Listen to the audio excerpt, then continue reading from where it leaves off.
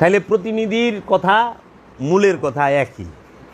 এর লেগে আমরা দেখি আল্লাহর বাণী আদমের ঠোঁট থেকে বাইরেছে, আল্লাহর বাণী নবী রসুলের ঠোঁট থেকে বাইরেছে। কেন? তারা প্রতিনিধি। তাহলে এখন যারা নাকি গুরু হচ্ছে, গুরু সাজতেছে, তারা কি মনোনীত নির্বাচিত গুরুর? গুরু অথরিটি দিছে সবাই রে না। আমাদের দেশে 100 জন পীর মাশায়েখ যারা আছেন, 100 জনের মধ্যে যদি চিলসেরা বিশ্লেষণ করেন দেখবেন যে 90 জনই খেলাফত প্রাপ্ত না। 90 জনই পীর হয়ে গেছে কেমনে? নয় স্বপ্নে দেখা, আর নইলে পরে রুহানিভাবে হাতে হাত দিয়া মোরাকাবা মুশাহেদা বছরের পর বছর কইরা আপন মুর্শিদ থেকে বরদান খেলাফত বাক্য সেটা প্রাপ্ত না হইয়াই অলি হয়ে গেছে। মারফতি কিছু কথা মুখস্থ করছে, শুনছে, অলি হয়ে গেছে। এর জন্য এই সুফিবাদটা আমাদের সমাজের মধ্যে একটুটুক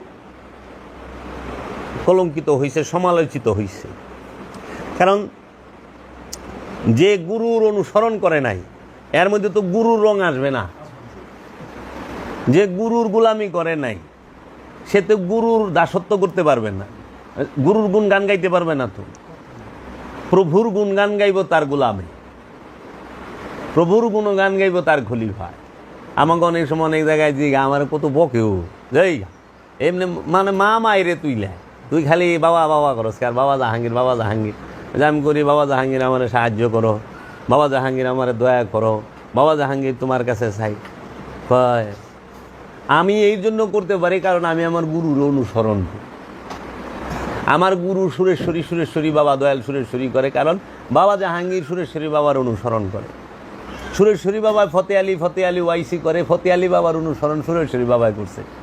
ফতে আলী বাবা এইভাবে করতে করতে একদম মাওলা হাসান, মাওলা হুসাইন, মাওলা আলী কারামাল্লাহু ওয়াজহু এবং মহানবী মুহাম্মদ সাল্লাল্লাহু আলাইহি ওয়াসাল্লামের অনুসরণে আছে। এটা হলো আমাদের চেইন। আমরা একের সাথে অপরে বাঁধা, তাদের কোনো ভয় নাই। মুরিদও তো তাই। আমার বাবার তো লক্ষ ভক্ত আছে, হাজার হাজার মুরিদ আছে। তা হাজার হাজার মুরিদের মধ্যে তো আমি একা ডাকি না, অনেকই আছে আশিক প্রেমী ডাকি। তো বিষয়টা হইল এই অনুসরণ জিনিসটা নাই। অনুসরণ না করলে রং আইব কই থেকে? এখন অনুসরণ না করে যদি স্বপ্নে দেখে রং আইব না, চুপ থাকবো কই থেকে? মোরাকাবা করে নাই তো, মুশাহেদা করে নাই। এখন মানুষ বুঝেই না পীর দরুম কি রে। মানুষ মনে করে কি এখন যে পীর দরুম কেন, আর পীর ধরলেই আমি পার, মানে পীর ধরছি শেষ, আর কিছু করণীয় নাই। পীর ধরছি বাস, মরণকালে দেখা দিও ভুইলা যাইও না, বিলাপের কান্দন কান্দে। মারা যাওয়ার পরে রাখবে না গড়ে, আসিবেন মুর্শিদ গো রসুলকে নিয়ে, দেখিব আমি হৃদয় জুড়াইয়া। মারা যাওয়ার পরে রাখবে না গড়ে, আসিবেন মুর্শিদ গো। মরণের পরে মুর্শিদ আইলে আমি দরকারটা কি? হ্যাঁ, দরকার তো মরণের আগে, কারণ হেদায়েত হইব মরণের আগে, মরণের পরের তো হেদায়েত নাই। আবার করতেছে আসিবেন মুর্শিদ গো রসুলকে নিয়ে, তাহলে মুর্শিদ কেরা আর রসুল কেরা আলাদা? তা এখন যে গুরু শিখাইতেছে মুর্শিদ গো রসুলকে নিয়ে, হ্যাঁ তো মুর্শিদ আর রসুলের ভেদ বুঝে নাই। যিনি ওলিয়ে কামেল তিনি আল্লাহর রসুল কোরআন দর্শনে, যিনি কামেল মুর্শিদ তিনি আল্লাহর রসুল। এই রসুল দ্বারাই আল্লাহ হেদায়েত জারি রাখছে, এই রসুল দ্বারা। এর জন্য এই অখণ্ড ভারতে অনেক শক্তিশালী একজন রসুলের নাম হচ্ছে সুলতানুল হিন্দ, হাজা হাবিবুল্লাহ, মাতাফি হুব্বুল্লাহ, শাহিন শাহ ওলি, আফতাব ওলি, খাজা মঈনুদ্দিন চিশতি আজমিরি আলাইহিস সালাতু ওয়াস সালাম।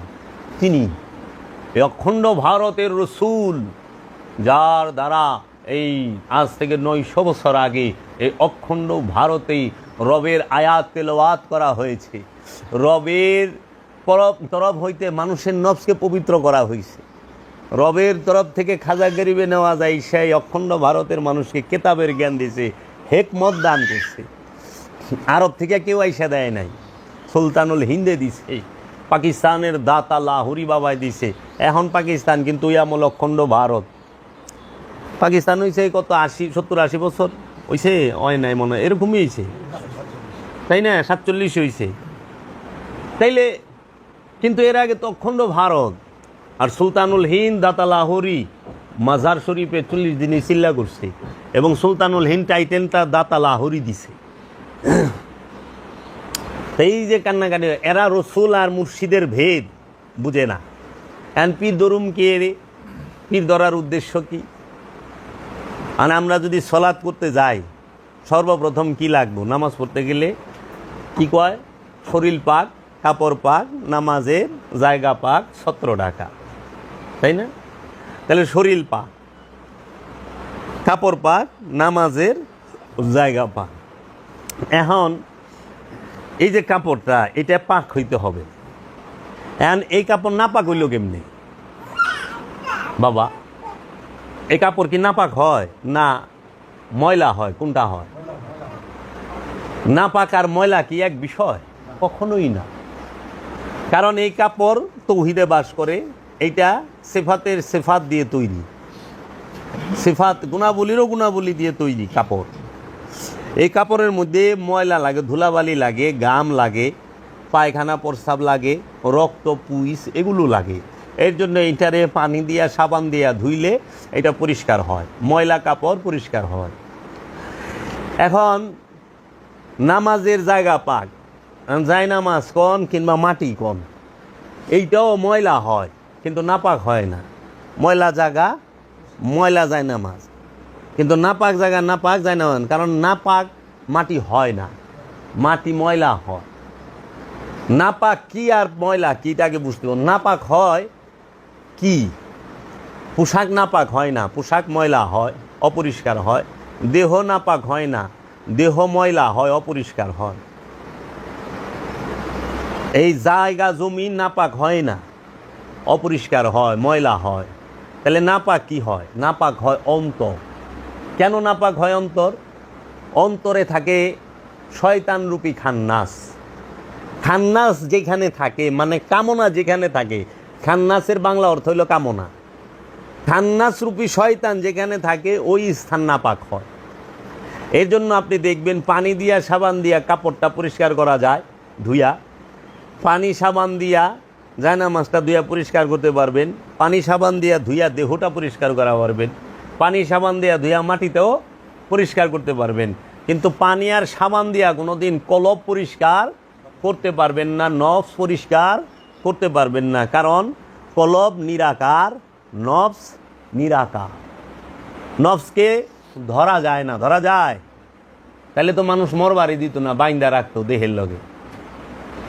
সারা জীবন জানি আল্লাহ নিরাকার, ওখানে দিই মানুষও নিরাকার। তাই আমার দয়াল মুর্শেদ বাবা জাহাঙ্গীর কইছে, দেহের মাপ তো 3.5 হাত, প্রাণের মাপ কয় হাত, নফসের মাপ কয় হাত। দেহ থেকে নফসটা বাইরে গেলে দেহটা হয়ে যায় লাশ। আর এই লাশের সমলি দিয়া অথবা সুতা দিয়া মাইপা 3.5 হাত যার যার হাতের মাইপা নিয়ে একটা কবর খুদে, মাটির গর্ত খুদে। কিন্তু এই দেহের থেকে যে প্রাণটা চইরা গেল তার আকার কয় হাত, সে দেখতে কেমন, এইটাই তো আমরা পাইলাম না। তাইলে পীর ধরার মূল উদ্দেশ্য হইল কলবকে পবিত্র করা। কলব কখনোই সাবান দিয়া পানি দিয়া ধোয়া যায় না, কলব কখনোই তায়াম্মুম কইরা পরিষ্কার করা যায় না। আর দেহরে পরিষ্কার করবেন, দেহের বাইর পরিষ্কার হবে, চামড়ার বাইরে ময়লা লাগলে পরিষ্কার, আর দেহের ভিতরে যা আছে সবই তো পরিষ্কার। এই দেহের ভিতরে পায়খানার থলি আছে, মূত্র থলি আছে, থলি আছে না? তাহলে পায়খানা সেটা তো ময়লা, অপরিষ্কার, নোংরা, প্রস্রাব অপরিষ্কার। তো আমার জিন্দা জীবিত ডাস্টবিন এই দেহ, এই দেহের মধ্যে যা আছে, রক্ত শরীয়তের দৃষ্টিতে নাপাক, বীর্য শরীয়তের দৃষ্টিতে নাপাক, পায়খানা শরীয়তের দৃষ্টিতে নাপাক, প্রস্রাব শরীয়তের দৃষ্টিতে নাপাক, বমি শরীয়তের দৃষ্টিতে নাপাক, সবই তো নাপাক, থুথু, তাই না? তাইলে পরে বাবা এই সব নাপাক জিনিস, অপরিষ্কার জিনিস তো লয়ে বয়ে রইছি, আল্লাহ তো কয় না দেহ পরিষ্কার করো, আল্লাহ কইছে অন্তরকে পরিষ্কার করো। কাদ আফলাহা মান তাযাক্কা, ওই ব্যক্তি সফল যে নিজেকে পবিত্র করতে পেরেছে। তাহলে নিজে বলতে তো দেহ না, নিজে বলতে এই দেহ এবং প্রাণ দুইটাকেই বোঝায়। এর জন্য মোহ থাকে কলবের মধ্যে, লোভ থাকে কলবের মধ্যে, হিংসা থাকে কলবের মধ্যে, অহংকার থাকে কলবের মধ্যে, কামনা বাসনা থাকে কলবের মধ্যে। এই জন্য পবিত্র করব কি? কলব। পবিত্র করব কি? নফস। এই নফসকে পবিত্র করতে হয় কি দিয়া? পানি সাবান দিয়া? কখনোই না। নফসকে পবিত্র করতে হয় পবিত্র মানবের, আদমের নূর দিয়া, আদমের চেহারা মুবারকের ধ্যান কইরা, দায়েমি সালাত কইরা। আল্লাহর চেহারা ধ্যান করলে কলব পবিত্র হয়। কার চেহারা ধ্যান করলে? আল্লাহর চেহারা ধ্যান করলে। এন্ড আল্লাহর চেহারা কে? আল্লাহ কোরআনে কি কইছে? ওয়াজহুল্লাহ কে? মুহাম্মদ সাল্লাল্লাহু আলাইহি ওয়াসাল্লাম। এর লেগে ওয়াজহুল্লাহ মানে আল্লাহর চেহারা। আল্লাহর চেহারা কে? স্বয়ং মুহাম্মদ সাল্লাল্লাহু আলাইহি সাল্লাম। তাই কইছে যে আমি, আল্লাহ নিজে কইছে, আল্লাহর হাবিব নিজে কইছে হাদিস শরীফে যে খলাকাল্লাহু আদামা আলা সূরাতিহি, আল্লাহ আদমকে তার নিজ সূরতে তৈরি করেছেন। আল্লাহ বলছে, হে আমার হাবিব, যে আপনার হাতে হাত দিয়া বায়াত হইল সে আমার হাতে হাত দিয়া বায়াত হইল। হে আমার হাবিব, যে আপনাকে অনুসরণ করলো সে আমাকেই অনুসরণ করলো। হে আমার হাবিব, যে আপনাকে মহব্বত করলো সে আমাকে মহব্বত করলো। তাহলে আল্লাহর চেহারা কে? আদম। আল্লাহর চেহারা কে? মুহাম্মদ সাল্লাল্লাহু আলাইহি ওয়াসাল্লাম। এই আল্লাহর চেহারার ধ্যান করে ওয়াইস আল কারনি, সে তার কলবকে, নফসকে পুত পবিত্র করে লাহুত রাজ্যে প্রবেশ করেছেন। মাওলা আলীর চেহারা ধ্যান করলে, মাওলা আলীর চেহারা কি? আলী কারামাল্লাহু ওয়াজহু। মাওলা আলী হচ্ছে আল্লাহর কারাম, দয়া, রহমত, নিয়ামত, হেকমতের চেহারা। মাওলা আলীর চেহারা মুবারক কি হইল? আল্লাহ রব্বুল আলামিনের নূরের চেহারা, দয়ার চেহারা, রহমতের চেহারা, হেকমতের চেহারা, কারামতের চেহারা। এই চেহারার ধ্যান করলে তখন যায়া কলব আর নফস পবিত্র হবে। এর জন্য নামাজ পইরা কলব পবিত্র করা যায় না। শুধু নামাজ পইরা কলব পবিত্র করা যাবে না। কোন নামাজে? এই আনুষ্ঠানিক নামাজে। দায়েমি নামাজ পইরা, দায়েমি নামাজ কইরা কলব পবিত্র হইব। দায়েমি সলাৎ কইরা কলব পবিত্র হবে। দায়েমি সলাতে কি থাকে? আল্লাহর ওলি থাকে, আল্লাহর ওলির চেহারা থাকে, আল্লাহ রসুলের চেহারা থাকে, পাক পাঞ্জাতনের চেহারা থাকে। এর জন্য দায়েমি নামাজ মানেই হচ্ছে মুর্শিদের সাথে সলাৎ করা, মুর্শিদের চেহারার ধ্যান করা। এই মুর্শিদের চেহারার ধ্যান করলে, রসুলের চেহারার ধ্যান করলেই দায়েমি সলাৎ হয়। এই রসুলের চেহারার ধ্যান করলে, দায়েমি সলাৎ করলেই সে কি করে? তার কলব পবিত্র হয়। কিন্তু দায়েমি সালাত বাদ দিয়া আপনি যদি শুধু আনুষ্ঠানিক সালাত করেন, 5 ওয়াক্ত নামাজ পড়েন, আপনার কলব জীবনও পবিত্র হবে না। তার দলিল কোথায়? আমরা দেখছি এজিদ 5 ওয়াক্ত নামাজ পড়ছে, অনেক নফল নামাজ পড়ছে, কলব পরিষ্কার হয়েছে জিদের? না। আচ্ছা, মামুনুর রশিদ, হারুনুর রশিদ, মুতাওয়াক্কিল, মুতাসিম বিল্লাহ, যারা আওলাদে রসুলদের খুনি, আওলাদে রসুলদের খুন করছেন, তাহারা 5 ওয়াক্ত নামাজ পড়তো, কিন্তু কলব পরিষ্কার হয়েছে? হয় নাই। আপনি যা দেখেন মীর জাফর 5 ওয়াক্ত নামাজ পড়তো, মীর সাদেক 5 ওয়াক্ত নামাজ পড়তো না? তো কি কলব পবিত্র হয়েছে? এই যে হাজার হাজার কেজি বোম মারলো এই যে জঙ্গিরা, এরা 5 ওয়াক্ত নামাজ পড়ে না? এখন কলব পবিত্র হয়েছে? না। আপনি যা দেখেন এই যে আমাদের দেশে যারা নাকি বড় বড় এইগুলো ধরা পড়লো, যারা এই যে বোম দিয়া মানুষ মারে, এরা 5 ওয়াক্ত নামাজ পড়ছে। কিন্তু বাংলা ভাই, ওই যে ডক্টর গালিব, হ্যাঁ, মুফতি হান্নান, এরা যে আইলু, কি তাকে কলব পবিত্র হয়েছে? হয় নাই। আচ্ছা, আমাদের দেশে আপনাকে গ্রামগঞ্জে যারা নাকি সুদ খায়, এরা আমি দেখি আমারও এহেনও আছে, আত্মীয় স্বজনের মধ্যে আছে যে সুদ খায়, 10 টাকা হারে, হেরাও 5 ওয়াক্ত নামাজ, হজ কোরবানি করতেছে, কিন্তু কলব তো পবিত্র হচ্ছে না। এর জন্য বললাম যে আনুষ্ঠানিক আবাদত দিয়া কলব পবিত্র হয় না। দায়েমি আবাদত করলে কলব পবিত্র হবে। অবশ্যই সলাৎ করতে হবে। সেই সলাৎটা হইল দায়েমি সলাৎ। এর জন্য আল্লাহ কোরআনে সূরা সাবার ৪৬ নম্বর আয়াতে বলছি, তোমরা সলাতে দাঁড়াও প্রথমে জোড়ায় জোড়ায়, তারপরে একা একা। তোমরা রুকু করো রুকুকারীর সাথে সূরা বাকারায়, তোমরা সেজদা করো সেজদাকারীর সাথেই, প্রথমে জোড়ায় জোড়ায় তারপরে একা একা। তোমরা তাহাজ্জুদ করো, তাহাজ্জুদ শব্দের অর্থ হইল সাধন প্রচেষ্টা। মধ্যরাত পার হয়ে গেলেই তাহাজ্জুদ করে গভীর রাতে, মানে আরামের ঘুম হারাম কইরা আল্লাহ রব্বুল আলামিনের সাথে, আল্লাহর রসুল রাহমাতাল লিল আলামিনের সাথে সংযোগ যোগাযোগ প্রচেষ্টাকে একটু বেশি চেষ্টা করে যারা, তাদেরকেই বলা হয় সাধক, সাধন প্রচেষ্টা। যে তারা সব সময় নিজেকে রসুলের কাছেই সাত্তাছে, রসুলের কাছে সমর্পণ করতেছে, হে আমার রসুল, আমার ইচ্ছাটাকে আপনি জাকাত হিসাবে নিয়ে নেন, আমি আমার ইচ্ছাটাকে আপনার কাছে জাকাত দিতে চাই, আপনি দয়া করে কবুল করেন। আমার ইচ্ছাকেই আমি আপনার কাছে কুরবানি করতে চাই, আপনি দয়া করে আমার এই কুরবানি গ্রহণ করেন, কবুল করেন। তো এই কুরবানিটা যখন রসুলের কাছে করতে পারে তখন যায় কামিয়াব। এর জন্য আমরা পীর ধরি, কিসের জন্য?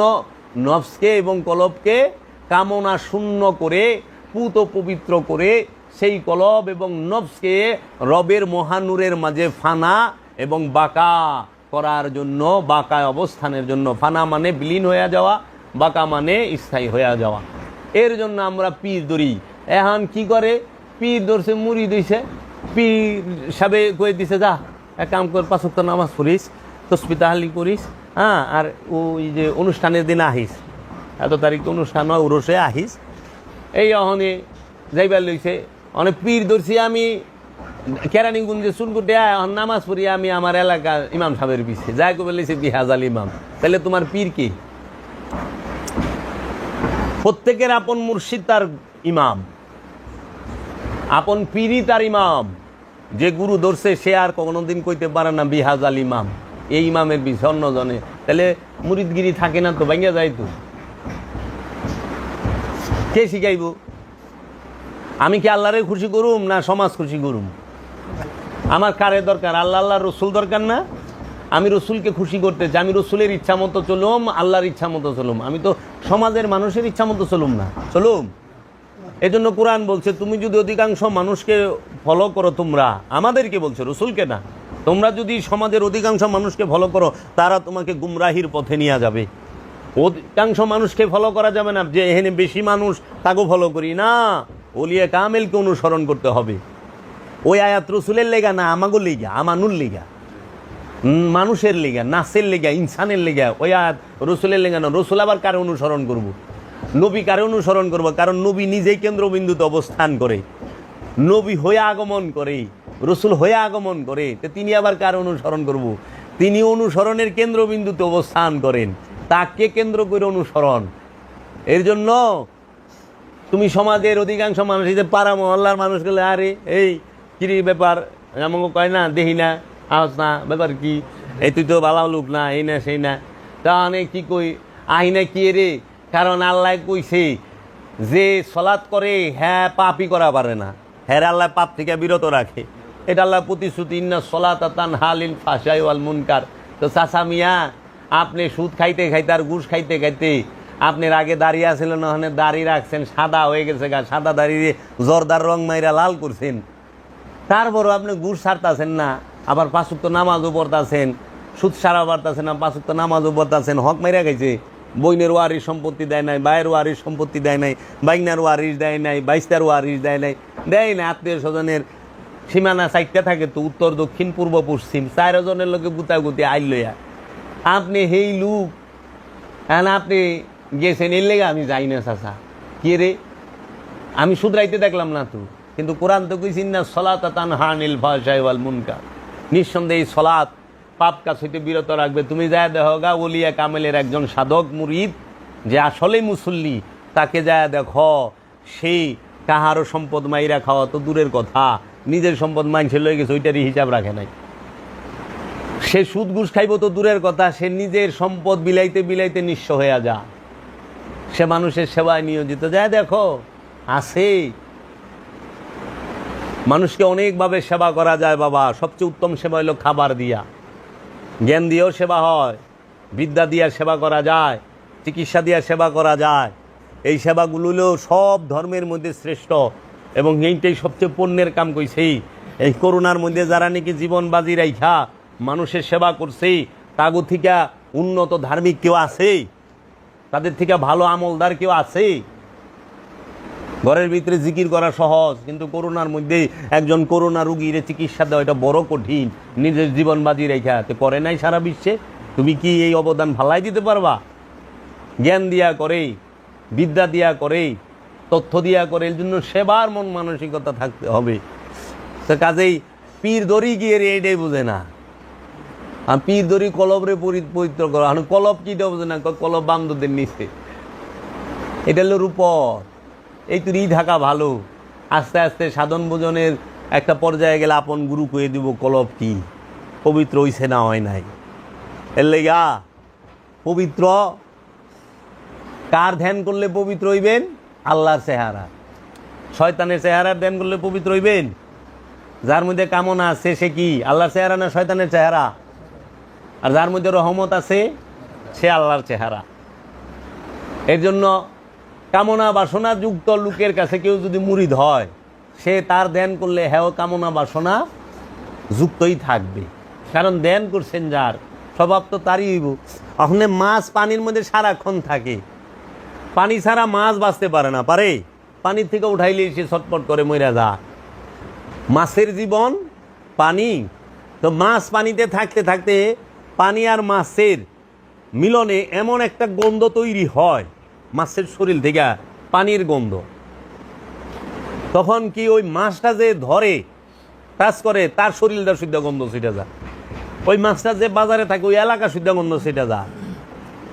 মুর্শিদের মহব্বতটা থাকতে ওই পানি আর মাছের মতো এমনভাবে মিলা থাকবো, এমনভাবে দৌড়াইব বাবা যে গ্রাম গন্ধ ছুটে দেবো গা, মুর্শিদের গ্রাম ছুটে দেবো ওইটার মধ্যে, যে আমার মুর্শিদের গ্রান আমার মধ্যে আছে।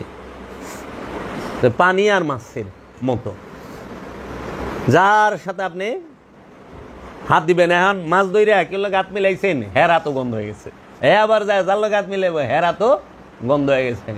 এই জন্য মহব্বতটা করতেই এইরকম, তুমি যার লগে থাকবা তার গ্যারান তোমার মধ্যে ছুটবই। এলে সুরের লগে থাকলে সুরের গ্যারান আইব শৈল দেয়, নেতার লগে থাকলে নেতার গ্যারান আইব শৈল দেয়া, কারবারের লগে থাকলে কারবারের গ্যারান আইব শৈল দিয়া। হ্যাঁ, অলিল থাকা মানে বইয়া থাকলে না, অনুসরণ করলে।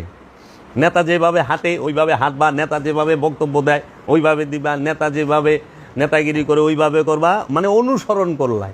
যে যারে অনুসরণ করবো, সুরের অনুসরণ করলে সুর হইবা, ডাকাইতের অনুসরণ করলে ডাকাইত হইবা, মৌলবীর অনুসরণ করলে মৌলবী হইবা, ওহাবির অনুসরণ করলে ওহাবি হইবা, সালাফির অনুসরণ করলে সালাফি হইবা, সুন্নির অনুসরণ করলে সুন্নি হইবা, অলির অনুসরণ করলে অলি হইবা। আর তুমি কি সুন্নি হইবা না অলি হইবা? তুমি কি সুন্নি হইতে চাও না অলি হইতে চাও? তুমি কি সালাফি হইতে চাও না অলি হইতে চাও? মানে সালাফিরা কেউই অলি হইবার চায় না, সালাফি হইবার চায়। সুন্নিরা অলি হইবার চায় না, সুন্নি হইবার চায়। আমার তো সুন্নি উদ্দেশ্য না, আমার উদ্দেশ্য এবং লক্ষ্য হইল কামালিয়াত অর্জন করা। কামেল, কামেল বাংলা শব্দ হইল পরিপূর্ণ। কুল্লু জাহেজ মানে সমস্ত কিছু সঠিক হইছে, কুল্লু কামেল সমস্ত কিছু পরিপূর্ণ, কোনো অপূর্ণতা যার মধ্যে নাই সে হইল কামেল। কোনো প্রকার অপূর্ণতা নাই।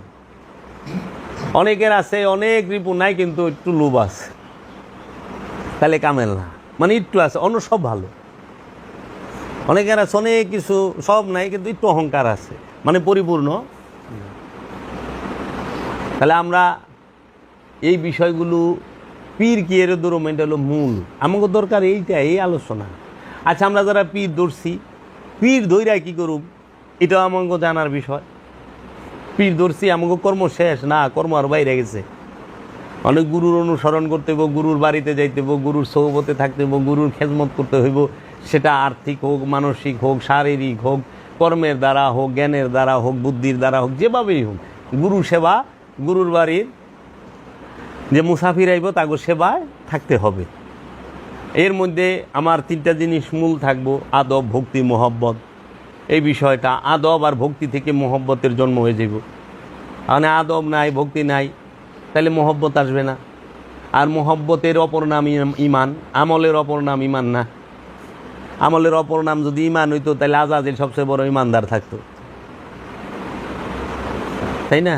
মহব্বতের অপর নাম ইমান।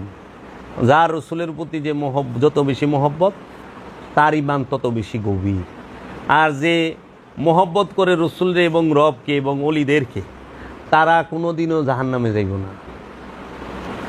আর যারা মহব্বত করে না অলিদেরকে, রসুলকে, রবকে, কিন্তু প্রচুর আমল করে, গ্যারান্টি সহ জাহান্নামে যাইব। আমল দিয়া জান্নাতও পাইবেন না, আমল দিয়া মুক্তিও পাইবেন না। মহব্বত দিয়া জান্নাতও পাইবেন, মুক্তিও পাইবেন। এর জন্য মহব্বতের সাথে আমল করতে হবে। নামাজে খারাইছি, নামাজ কোনো ডিউটি না, সলাৎ কোনো ডিউটি নয়। হ্যাঁ, সলাৎ হচ্ছে মহব্বত। সলাৎ কি? মহব্বত। সলাতের অপর নামই হলো মহব্বত। সলাতের অপর নামই মহব্বত। এর জন্য সলাৎ অর্থ সংযোগ, যোগাযোগ, প্রচেষ্টা। সলাৎ শব্দের অর্থ কুমর ডোলায়া নাচা। সলাৎ শব্দের অর্থ একটি বেদকে দুই মাথা একত্রিত করা। সলাৎ শব্দের অর্থ লাফায়া জিকির করা। এইরকম অনেক অর্থ আছে সলাতের। তো কাজেই সলাতের অপর নামে মোহব্বত। মোহব্বত যেহেনে নাই, উঠা বসায় আর এই নত হওয়ায় কোনো ফায়দা আসবে না, কোনো ফায়দা আসবে না। চেহারা দুই প্রকার, একটা নফসের চেহারা, একটা দেহের চেহারা। সলাতের চিহ্ন ফুইটা ওঠে নফসের চেহারায়, নফসের মধ্যে, এই দেহের মধ্যে না, দেহের চেহারায় না। অনেক দেহের চেহারায় কপাল কালা করে ঘুরলে কাম হইব না, ওটা ফাঙ্গাস, তাই না ভাই? আপনার একটা আলোচনা করছিলেন। আমার এই ভাই হাফেজ মাওলানা এবং ঢাকা ইউনিভার্সিটি থেকে মাস্টার্স করা কমপ্লিট, ভালো তার এই আছে যে কোরআন হাদিস এবং আপনার সম্পর্কে, সুফিবাদ সম্পর্কে খুব ভালো তার চর্চা আছে এবং এই পথেও চলাফেরা আছে। তো তাহলে তারা পড়াশোনা করছে, আমরা মাদ্রাসায় পড়ছি, আমরা কি দেখি নাই যে কোন জিনিসটার মধ্যে মুতমাইন হওয়া যায়? আমাদের মূল উদ্দেশ্য নফসকে মুতমাইন করা। দেহ চুপ করে বয়ে থাকে, মন চুপ করে বয়ে রয়েছে, মন দৌড় পারে না। তো সলাতের মূল উদ্দেশ্য মনকে স্থির করা। মন যে তুই স্থির না হইব, তুই সলাৎ হবে না। লা সলাতা ইল্লা হুজরি বিকাল, হুজরি কলব, হুজুরি কলব দিয়া সলাৎ করতে হইব।